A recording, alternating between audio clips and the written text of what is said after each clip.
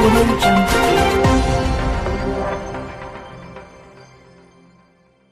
में करेंगे और ओरिजिनल वीडियो का लिंक डिस्क्रिप्शन में मौजूद होगा, लाजमी इनको भी सपोर्ट करें, हमें भी सपोर्ट करें। मेरा नाम है राणा मोहम्मद अली और मेरे साथ है नदीम इकबाल। प्रथम विश्व युद्ध हिस्ट्री का कहानी है, द्वितीय विश्व युद्ध भी हिस्ट्री का कहानी है। अब प्रथम विश्व युद्ध द्वितीय विश्व युद्ध के बाद दुनिया गुटबाजी में बन गई। अमेरिका के गुट को कहा गया पहली दुनिया, ये पहली दुनिया कहलाए, और इसको रूस के गुट को कहा गया दूसरी दुनिया। आई दोनों आपस में मार कराते थे सब। जैसे यूक्रेन जो है वो पहली दुनिया के फेवर का है, तो आप देखिएगा रूस किसको मार रहा है, यूक्रेन। कभी भी डायरेक्ट रूस अमेरिका को नहीं मारेगा और कभी भी अमेरिका डायरेक्ट रूस को नहीं मारेगा। ये सब हथियार दे रहे हैं यूक्रेन को, कह रहे हैं मार बाबू मार इसको। इसे कहते हैं शीत युद्ध। क्या कहेंगे, शीत युद्ध। तो शीत युद्ध में दुनिया पीस चुकी थी, इसलिए भारत को लगा कि शीत युद्ध में पड़ना बहुत बड़ी बेवकूफी है, इसलिए भारत तीसरी दुनिया में चला गया। भारत ने गुट निरपेक्ष चला दिया। हम किसी भी गुट में नहीं है, नॉन एलाइजिंग है। क्या है, नॉन एलाइजिंग, इसी को कहा गया गुट निरपेक्ष। तो भारत तीसरी दुनिया में है। तीसरी दुनिया का ही नाम होता है गुट निरपेक्ष। गुट निरपेक्ष कहते हैं। इसी को हम दक्षिणी दुनिया कहते हैं। क्या कहते हैं, दक्षिण। जो देश किसी भी गुट में नहीं है उसे हम गुट निरपेक्ष या दक्षिणी दुनिया कहते हैं। कोई दिक्कत किसी को, तीसरी दुनिया या दक्षिणी दुनिया। तो आप समझिए गुट निरपेक्ष समझ में आ गया कि नहीं आएगा। आप लोग परिवार में भी देखिएगा, बड़ा परिवार रहता है ना तो उसमें भी गुटबाजी चलती है, चाहे मोहल्ला में भी गुटबाजी चलेगी। वो गुट के हैं, ये गुट के हैं, और कई गो आदमी रहता है गुट निरपेक्ष है।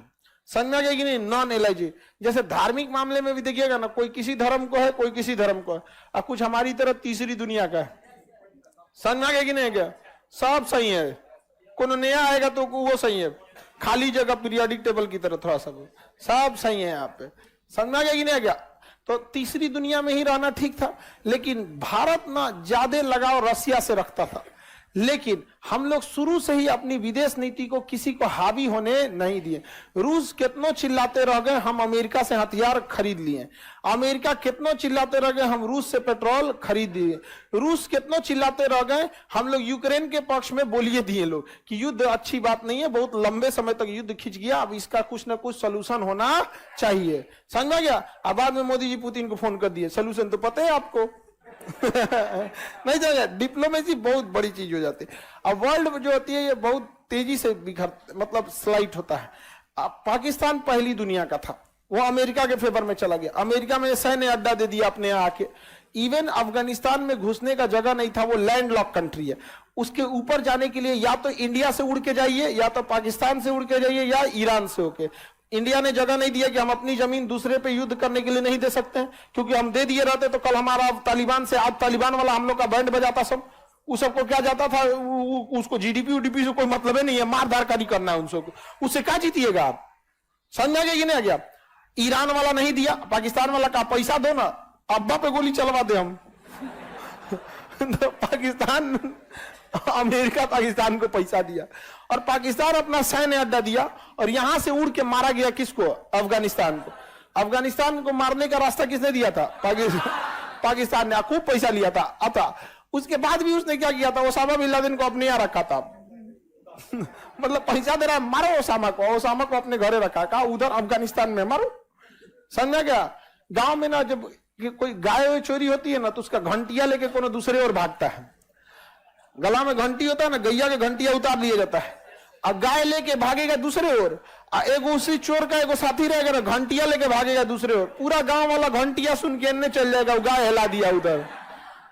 वही पाकिस्तान किया। अमेरिका को कहा मारो अफगानिस्तान में, मारो मारो मारो, और ओसामा को छुपैले तो अपने यहाँ। समझ में आ रहा है कि नहीं आ रहा। आगे बढ़े तो शुरुआत में अमेरिका किस, पाकिस्तान किस गुट में था, पहली दुनिया। बाद में अमेरिका का काम खत्म हो गया, साइड कर दिया किसको, पाकिस्तान। तो अमेरिका किस दुनिया में चल गया, चाइना। पाकिस्तान कहां चला गया, चाइना के गोद में। अभी हम लोग के पे किसी की नीति स्वतंत्र नीति है। हमारा चाइना के साथ इतना बॉर्डर डिस्प्यूट है, फिर भी हमारा व्यापार 135 अरब डॉलर का है। भारत का सबसे ज्यादा व्यापार चाइना से ही होता है। हालांकि व्यापार में हम लोग को लगभग 100 बिलियन डॉलर का घाटा लगता है, क्योंकि हम उसे बहुत कुछ बेच नहीं पाते हैं, और ना ही हम लोग ऐसा सामान्य बनाता है जो चाइना में बेच सके। चाइना बहुत चीजों को समझता है, उसके यूजर फ्रेंडली चाहिए, उसको क्या चीज की जरूरत है वो बहुत भली भांति समझता है। हमारे यहाँ कोई इतना नहीं ध्यान देता है कि कस्टमर को क्या, लेकिन चाइना क्या करता है, बहुत कुछ सोचता है। मोबाइल की हर एक वेराइटी मिलेगी आपको, चाइना के पास यहाँ पे टीवी का सस्ता से लेके महंगा वैरायटी सब मिलेगा वहां आप कुछ भी चीज चाहिएगा आपको मिल जाएगा वहां पर, समझा नहीं। वो चाइना प्रोडक्शन ज्यादा करता है। तो प्रथम दुनिया, दूसरी दुनिया, तीसरी दुनिया समझ गए, हम दक्षिणी दुनिया में आते हैं, सही है या नहीं है? लेकिन हमारी घनिष्ठ संबंध किससे है? रूस से। तो हम लोगों ने क्या किया, पूरी कंप्लीट गुटबाजी की जगह पे द्विपक्षीय रिलेशन, बाइलेटरल रिलेशन पे ध्यान दिया। 1+1 रूस और भारत, उधर रूस, भारत और जापान। अब देखिए इन दोनों में तनिको नहीं जमता। जापान देखना नहीं चाहता है रूस को।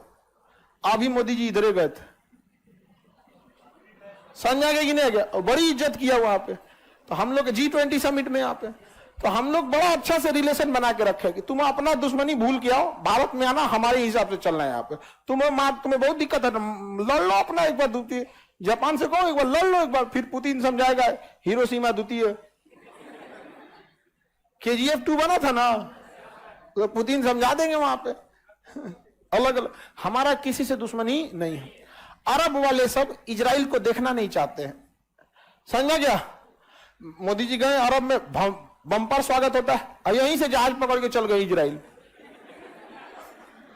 इजराइल में भी बम्पर स्वागत हुआ यहाँ पे। इजराइल नहीं कह सकता है कि आप अरब वाले से दोस्ती तोड़ लीजिए, और अरब वाले नहीं कह सकते हैं कि इजराइल से दोस्ती तोड़ लीजिए, समझा गया कि नहीं?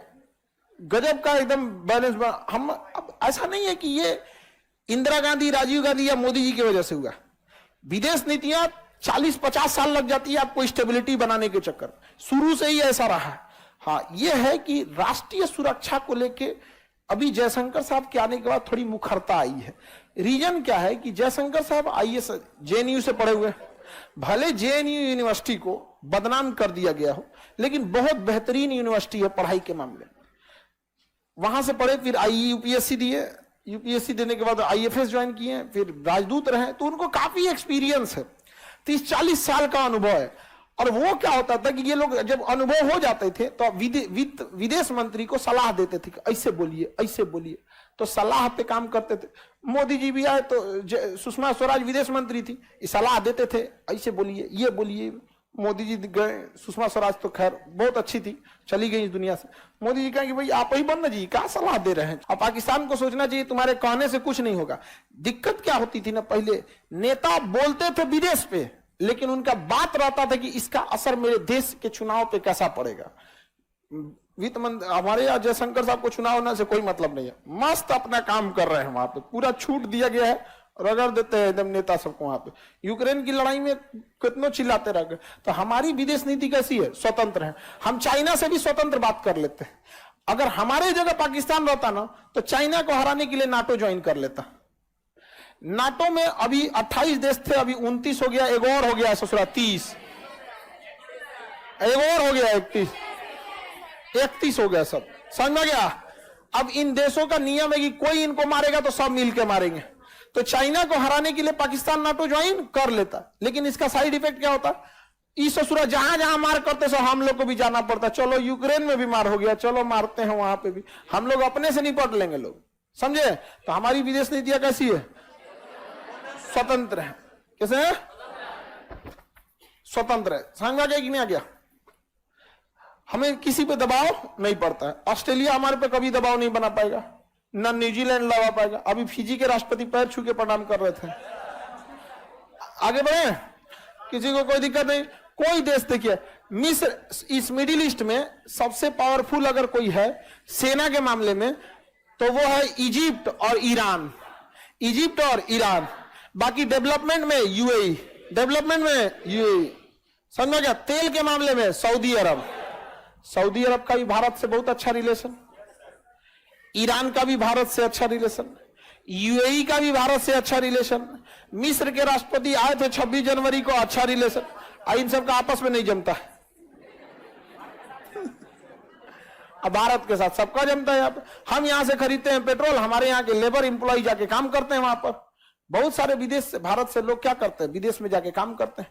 तो अगर वो हमें पेट्रोल देते हैं तो कल को पेट्रोल देना बंद कर देगा, तब हम लोग इनको साइड लाइन कर दिए पेट्रोल देने में। हम लोग कहां से खरीद रहे हैं? रूस से।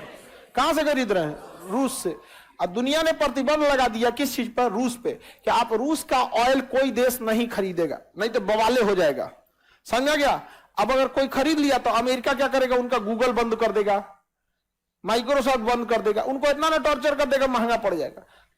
पुतिन पगला गया, भाई हमारा तेल क्या होगा, यहां हम लोग सस्ता दाम पे खरीद लिए, कल इधर यहां पे कच्चा तेल खरीद लिए, उसको छान के पेट्रोल बना दिए और उसी को यूरोप को थमा दिए। लो, प्रतिबंध कौन लगाया था, यूरोप, थमा दिए यूरोप। यूरोप वाला आग बबूला हो गया। गलत है ये, कहां गलत है, पेट्रोल हमारा है, पेट्रोलियम रूस का है, और नियम यही कहता है कि पेट्रोल खरीदे कहां से, ये मतलब पेट्रोलियम पे प्रतिबंध है, उससे बने पदार्थ पे थोड़ी है। उस तरह से तो वैसलीन भी पेट्रोलियम से बना हुआ है। आप ये प्रतिबंध लगा सकते हैं कि इस दुकान से आप दूध मत खरीदिएगा, ये थोड़े प्रतिबंध लगा सके रसगुल्ला मत खरीदिएगा। तो कहां से है आप मत देखिए। अभी यूरोप में जितना पेट्रोल जा रहा है कहां से जा रहा है, सऊदी अरब मुंह देख रहा है, भाई हम ही से लेना, समझ में क्या। अब पैरेलल भारत सरकार वेनेजुएला से बात कर रही, पैरेलल, क्योंकि इसके पास भी पेट्रोलियम का बहुत बड़ा भंडार। ना हम वेनेजुएला पे डिपेंडेंट रहेंगे, ना सऊदी अरब पे, और ना ही रसिया पे, जबकि दुश्मनी हमारे इन तीनों में किसी से नहीं है। तीनों में जो सस्ता देगा हम उसी से ले लेंगे, तीनों में जो सस्ता देगा उसी से दे देंगे। समझ आ गया कि नहीं आ गया, जो दे दिया सस्ता उसको खरीद लेंगे। तो ये स्वतंत्र विदेश नीति काम आती है। अब ये ना हमेशा चेंज होते रहता है विदेश नीति। अगर आप सोचिएगा इंटरनेशनल रिलेशन एक दिन में समझ जाए तब नहीं हो पाएगा। जैसे आप यूक्रेन लड़ाई देख रहे हैं, आने वाली 10 साल बाद जो यंग जनरेशन आएगी वो यूक्रेन की लड़ाई को किताब में पढ़ेगी। कौन अच्छा बता पाएगा, आप लोग बता देखें। तो हम लोग देखे हुए हैं लोग, मतलब इन द सेंस क्या, सद्दाम हुसैन के साथ क्या हुआ, मोहम्मद गद्दाफी के साथ क्या हुआ, ये सब कांड हम लोग के सामने हुआ था। ये सब अमेरिका कैसे अफगानिस्तान पे इन्वेट किया, सद्दाम हुसैन के ऑयल रैंक, गल्फ के वार कैसे, ये सब हम लोग के सामने हुआ है। हम लोग देखे थे, लोग यहाँ पे छोटे थे लोग हम लोग उस समय, बहुत मतलब यहाँ पे। तो इंटरनेशनल रिलेशन जितना आप पढ़ते जाइएगा, जितना अनुभव करते जाइएगा, आपको वो उतना अच्छा आएगा, जितना ज्यादा। अब देखिए, मान के चलिए कोई आदमी यहीं तक पढ़ा है, रूस से तेल खरीदते हैं और यहाँ से तेल खरीद, ओकरा पता नहीं है वेनेजुएला में सबसे बड़ा भंडार है, लेकिन वेनेजुएला में समस्या यह है कि वेनेजुएला से तेल ले आने में 2 घर जाए, इसमें बालू की मात्रा ज्यादा हो जाती है, इसलिए छानने में पैसा ज्यादा लगता है। दूसरा, ये दूर पड़ जाता है, ट्रांसपोर्टेशन चार्ज भी ज्यादा लग जाता है। तो ये 2-3 जो क्या है लॉस है। अब आगे कल समझा देंगे, ठीक है जी। कि बहुत अच्छे तरीके से इन्होंने समझाया, और इंडिया की जो पॉलिसी है उसके हिसाब से भी इन्होंने समझाया बहुत अच्छे तरीके से। मैं कहता हूँ कि वाकई ये है कि समझाने का तरीका इनका बहुत अच्छा है, और पूरी डिटेल से समझाते हैं, और ऊपर से नक्शा होता है सामने, और उसके हिसाब से समझाते हैं लोगों को, और बहुत अच्छा पढ़ाते भी हैं ये। और मैंने देखा है कि वो जैसे इन्होंने बताया कि वो पहली दुनिया है, वो दूसरी दुनिया है, हम तीसरी दुनिया है, तो ये एक कंसेप्ट समझ आ गया। अपनी भाषा में इन्होंने समझाया, लेकिन कंसेप्ट समझ आ गया, अपने तरीके से समझाया, कंसेप्ट समझ आ गया। और ये है कि हम मतलब किसी के साथ नहीं है, ना किसी के लाए हैं, और ना किसी के साथ मतलब वो वाले संबंध है कि सिर्फ उसी की बात माननी और बाकी किसी की नहीं। वो जैसे उन्होंने सारी डिटेल उन्होंने बताई है कि पहले भी काफ़ी वीडियो हमने की हैं, और उसमें भी ये ऐसी बातों का जिक्र होता रहता है, और इंडिया की आज़ाद फॉरेन पॉलिसी के बारे में, और जयशंकर सर के जो मामलात हैं और जो वो कहते हैं, जो करते हैं, उस हिसाब से भी काफ़ी वीडियो हमने देखी हैं। और लेकिन इन्होंने जो तरीके से समझाया वो सही से समझ भी आ गया है, और कैसे वो तेल लिया, यूरोप में भेजा, और वेनेजुएला में से भी ले रहे हैं। उसके अलावा इन्होंने ये भी बताया कि ईरान की भी पावर ज़्यादा है, इजिप्ट की भी है, सबसे तल्लुकात अच्छे हैं इंडिया के, और लेकिन फिर भी इंडिया जो है वो मतलब इन सब के साथ अच्छे हैं, लेकिन उनके आपस में नहीं लगती। तो कोई ये नहीं कह सकता इंडिया को कि तुम उससे ना बात करो, ये इससे ना बात करो, उससे ना बात करो। इंडिया की अपनी मर्जी, जिसे बोलेगा, जिसे जो चीज़ लेगा लेगा, और कोई पाबंदी नहीं लगा सकता इंडिया पे। यार ग्रेट, वाकई ये। और ये भी इन्होंने यही चीज़ बताई कि ये आज से नहीं, ये 30-40 साल पहले से ये शुरू हो चुका है ये सिस्टम, तो अभी तक जाके यहाँ तक पहुँचा। और तो ये बात बिल्कुल ठीक है ये इन्होंने। और बाकी मज़ा भी आया वीडियो देख के, और पाकिस्तान का भी जो उन्होंने बीच में जो एक नक्शा खींचा है वो भी ठीक खींचा है और सही बताया। बाकी ये है कि ओवरऑल वीडियो अच्छी थी, ज़्यादा डिटेल नहीं करते उस पर। मज़ा आ गया वीडियो देख के, एंजॉय किया। जी बिल्कुल जी, मतलब नक्शे के हिसाब से जब बताया तो बाकी समझने में भी आसानी हो जाती है तो बड़ी बात है। ये इंडिया की पॉलिसी जो है ना, आज़ाद हारजा पॉलिसी जो है बहुत ज़बरदस्त है, जिसको देख के वाकई मैं बोलता हूँ कि बहुत ज़बरदस्त तरीके से इंडिया चल रहा है, जिसकी वजह से मतलब बाकी एक और भी बात है ना, प्लानिंग बहुत ज़बरदस्त है। अगर देखो कुछ प्रॉब्लम, देखो रूस को अगर प्रॉब्लम आती है इंडिया के किसी वजह से, वो तेल नहीं देता, तो अपोजिट इनके पास दो ऑप्शन मौजूद हैं। मतलब एक बहुत अच्छे माइंड सेट के साथ इंडिया चल रहा है, जिसकी वजह से इनको आने वाले वक्त में भी फ़ायदा होगा। और दूसरी बात, ये बात में